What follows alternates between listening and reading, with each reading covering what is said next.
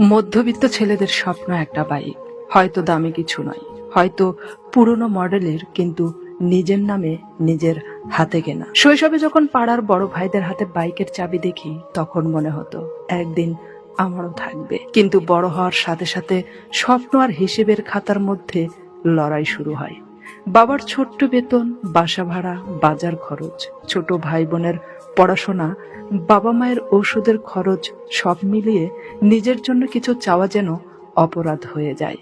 বন্ধুরা যখন নতুন বাইক নিয়ে কলেজের সামনে দাঁড়ায়, আমরা তখন চুপচাপ হেঁটে যাই। হয়তো ভেতরে হাহাকার চলে, কিন্তু মুখে একরাশ হাসি লাগিয়ে রাখি। কারণ আমরা জানি, বাড়ি ফিরে এই স্বপ্নের কথা বললেই বাবা মায়ের চোখে ভেসে উঠবে চিন্তার রেখা। আমরা তা চাই না। আমাদের স্বপ্নের থেকেও বড় বাবা মায়ের শান্তি। সময় যায়, চাকরি করি, টাকা জমাই, তবুও বাইকের জন্য মন চায় না।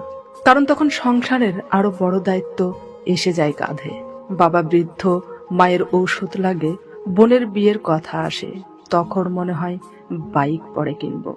এভাবেই দিন, মাস, বছর চলে যায়। বাইকের স্বপ্নটা ধীরে ধীরে পুরনো হয়ে যায়। তারপর একদিন বুঝতে পারি, বাইক কিনবার বয়সটাই চলে গেছে, আর সাহসটাও হারিয়ে গেছে। বেঁচে থাকে শুধু একটা আফসোস, যদি একবার নিজের জন্য, শুধু নিজের জন্য কিনতে পারতাম।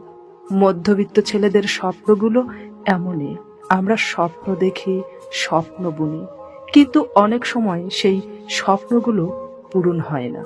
পরিবারের জন্য, দায়িত্বের জন্য, কখনো বা ভালোবাসার জন্য।